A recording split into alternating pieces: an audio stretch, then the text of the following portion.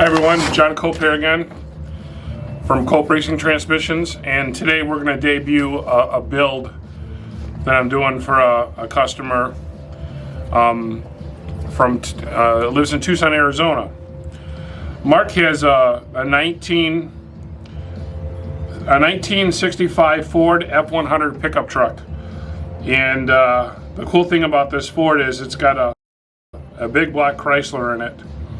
It's a 440 cubic inch big block with Indy cylinder heads, and he's running a 91 millimeter turbo on it. This truck weighs, with the driver, about 3,340 pounds. He's running a 355 gear, and it's a ladder bar car, or a ladder bar truck with coilovers. He was actually nice enough to send me pictures of how he did his ladder bars on his 66 Ford, or his 65, so I can copy that on my 66 Ford. So this video is going to be on the build. I'm going to show you the 727 that I'm building for him and everything that I'm putting into this transmission. This motor should make anywhere, depending on the tune, between 1,000 to possibly even up to 1,300 horsepower, and I'm doing a 727 for him. And let's show you everything that's going in that transmission. Just a quick note, if you need a catalog, you can go to Cope Racing Trans at AOL.com. That's our email. Just send me an email. I'll leave that link in the description below. You could give me your name, phone number. No, not your phone number. Your name and your address. A complete address, city, state, zip, and I will mail you a catalog for free. So this here is going to be my Super Pro transmission that will handle 1,000 horsepower. But what we'll do first is we will go over here to the valve body and look at his valve body. He already ran my valve body in his transmission that he did, and I'm not sure what was in that transmission, but he had some failures, so he's having us build him a transmission for his 440 that's in the 65 Ford truck. And this is his billet valve body, and I'm actually over here in the valve body section, so I'm going to show you just a few other valve bodies that we got. This is our trans brake. This is a lockup reverse manual valve body. This is a lockup valve body trans brake reverse manual for a 518 or a 46 RE. And this baby is a 48 RE lockup trans brake reverse manual valve body with our dump system. We have videos on our converter dump system if you want to learn more about that. So I'm going to start over here with the transmission case. Let me push it a little forward.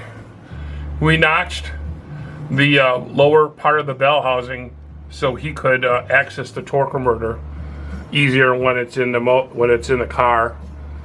And we've already studded the case. We're going to use a truck tail housing, because the truck tail housings are thicker.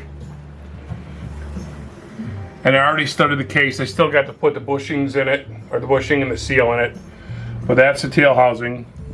We also, on this case, we milled off or ground off the ears so we can put a CSR carbon fiber shield on there. I do that at no charge for my customers. We do it on both sides. I did some work to the case already. I got the vent in it. I have the pass-through connector for the trans brake. This allows us to put the 12 volts needed for the trans brake inside the transmission. The neutral switch, the band adjustment, and then the dash 6 and fittings.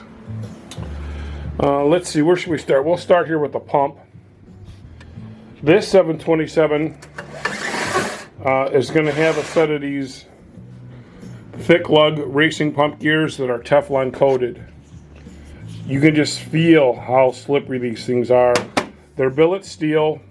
They have the thicker lugs right here, so it will fit tighter on the converter. The factory lugs are too small, and they're very common for snapping those off. So that won't happen with these. It's going to get our, actually this is a lockup stator. This is the wrong stator. But let's see if I can get, it's milled.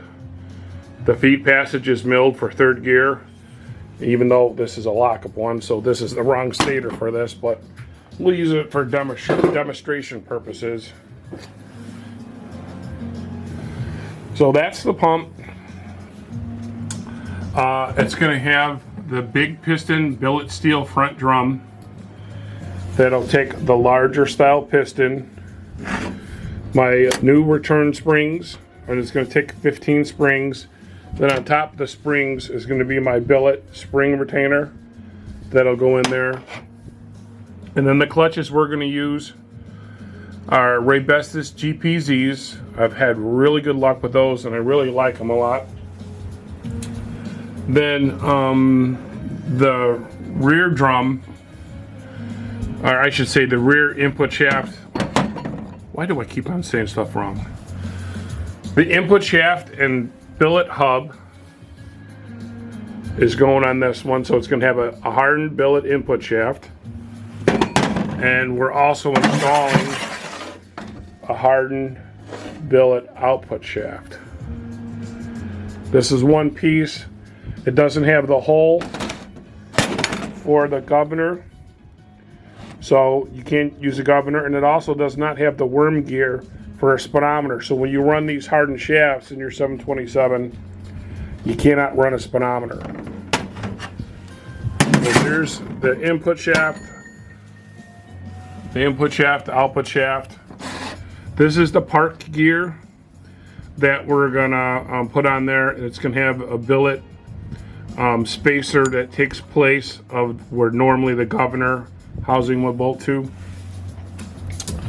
What's next? Well, let's do the planetaries. It's going to have a billet steel front carrier with bearings. The front annulus is machined for bearings. The rear planetaries that we're making, we machined the 4 pinions that take bearings. So there's bearings on both sides of the 4 pinion rear planetary. The rear support has a bearing in it, so the output shaft will now ride on a bearing. The rear, or the bolt-in sprag, is a 6-bolt, 16 roller instead of a 12 roller sprag. And if you guys have any of these inner races and outer sprag cams, I'm in the market of buying those, so let me know about that. This is the deep pan we're putting on it. This is our 3-inch CRT deep aluminum oil pan. We're going to use a 1962 to 1970 front stock servo. I also make these in a billet dual ring. This is the low reverse billet servo kit, thicker spring and a thicker spring retainer. This is their filter extension that will be used with the oil pan. This is our billet, where is that, 4-2 lever. Our thicker heavy duty band strut. These were new last year for 2020. These are the billet pistons that go into the rear clutch. These are 850 thousandths. They're taller than stock.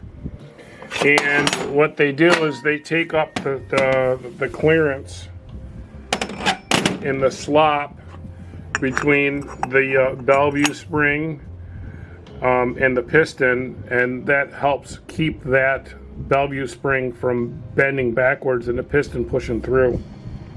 So there's that piece there. What else? Oh, the dual ring billet accumulator.